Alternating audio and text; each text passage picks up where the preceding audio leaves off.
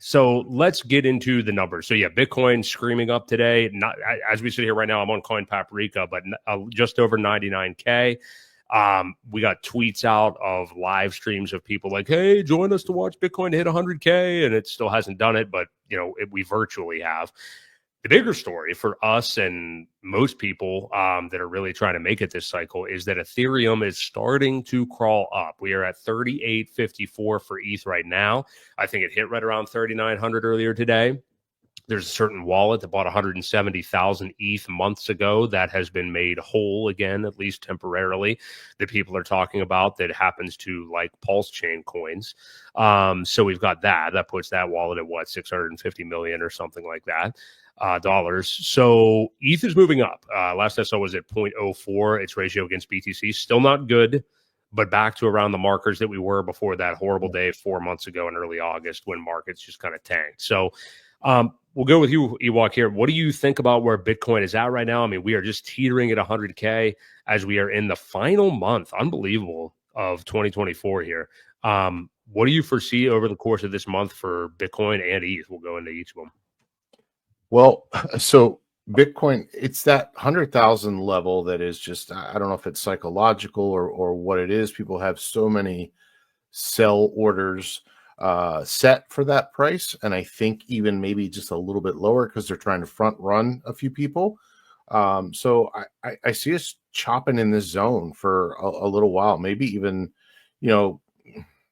another week. It's quite possible. Just because of the amount of the sells, people are manipulating prices. We've known for a long time that, the people that are buying big bags of this stuff have definitely been manipulating prices to try and keep it down where they can and to scoop some more up. But yeah, it's just that it's one of those psychological levels. And when you run into them, you end up with a lot of resistance until you break through it. And it continues to be, it'll continue to be resistance until it gets broken through. And then hopefully it can become support. Now, how much of support is yet to see. But yeah, I think the more exciting thing, and you mentioned it, is the Ethereum price. And, we've got a really nice green candle sitting at 38.36 right now. You mentioned that it is the treasury, so to speak, wallet is at 657.54 million. Basically, it's up 11 million, almost $12 million on its average DCA price. So I think that DCA entry was like 37.70 or something like that. So that's looking good. This ratio that we talk about quite often, it did just fall back below the 0.04. But don't forget, I think back here when we were mentioning this is probably our bottom resistance. It was back at 0.032. So we have come quite a long way to climb out of that in just, a couple short weeks. So very bullish. I think people are also maybe holding the price of this back a little too. I mean, it's trying, but we see some massive sell days here. And I think now that people are starting to buy that ETH ETF. People may have their positions ready for the Bitcoin one, and now they're scooping up Ethereum because they know it's one of those delayed or just a little bit lagging types of coins. So yeah, everything's looking strong. I can see this. I can see both of these actually chopping around a little bit. I do think Ethereum should break through here the 3,900 level. And then we'll see maybe some resistance at that 4,000 level, like we're seeing right now for Bitcoin at 100,000. So hopefully it can, staircase up, have some pullbacks in between to keep it healthy. As we always say, we got to see some of these red candles mixed in here just to keep things healthy, to keep it moving in the right direction. Yeah, I gotta say, I think like with everything that's going on right now, and it being the last month of the year, I think we're gonna see Bitcoin. I mean, not that this is saying anything, but reach new all time highs. I mean, literally, it could happen on stream right now.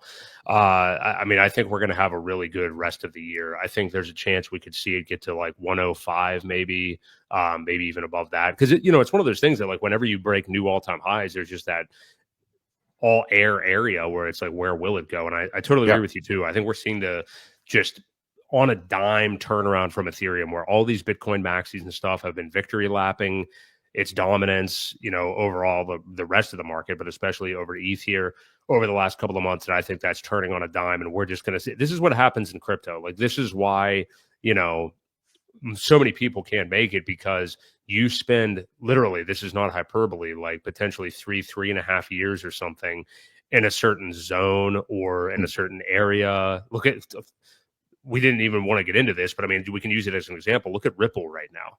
I mean, like, regardless of what you think of them, like, think of those people. Like, think of the people, like, as dedicated as we are, DCAing into this ecosystem and stuff like that, and all the held and stuff that we've been through over the last 3 years. Those guys, same thing, or Yeah. dealing with the SEC, except of course they're, the CEO of Ripple is actually dumping on them and stuff along the way too. But all of a sudden it shoots up to like $3 out of nowhere. And that's what people need to understand in crypto. Like, you can victory lap all this stuff and think that you know everything and pat yourself on the back.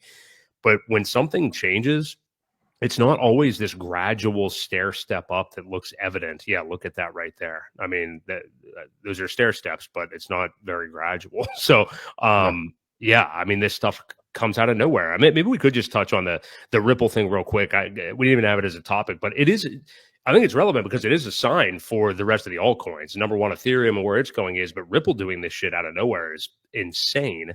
Yep. And maybe you could even speak to that, Ewok, in past cycles, like where Ripple has maybe not led the charge, but been something, because it is one of those top market cap coins where it's like indicative of where things could be going.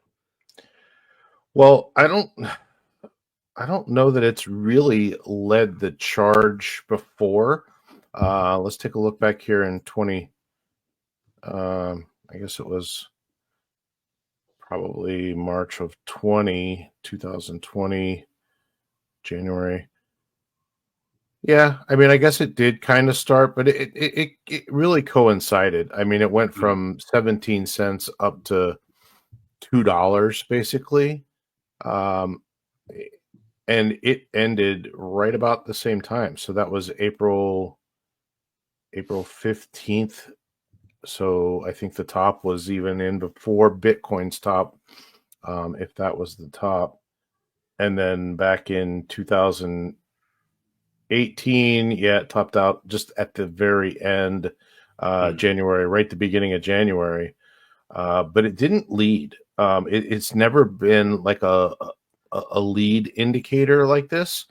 Not to say that Bitcoin hasn't already made its run, so I guess it's not really fair to say that.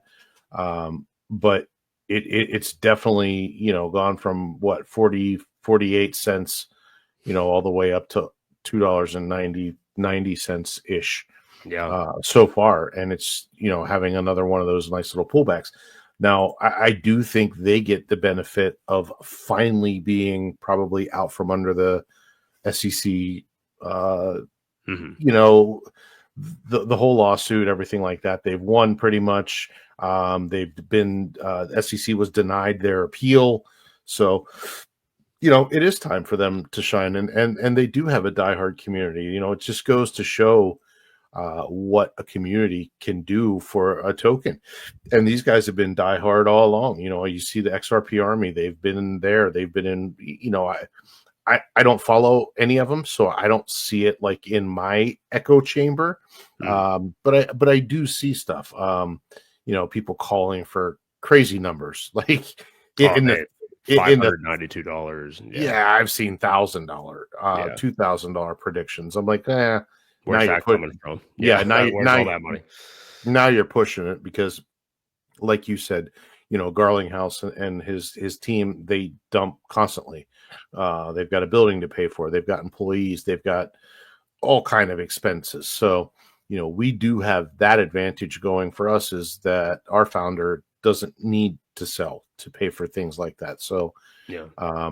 that's why I can totally see something like this happening in the world of Hex. People say, you're crazy, it'll never do that. But, you just look and you see what this has done. And XRP has been around for a couple cycles. So don't count anything out, man. It's just, it's anything is possible in this world. Yeah, it's awesome to see XRP do this. I mean, it's basically already either like matched or surpassed its high from last cycle, which it's not even 2025. So that's pretty incredible for it. So maybe it'll be down low only from here, though. We'll see. I don't know. But good to see from XRP anyway. So yeah. The crypto market at large looking pretty frothy.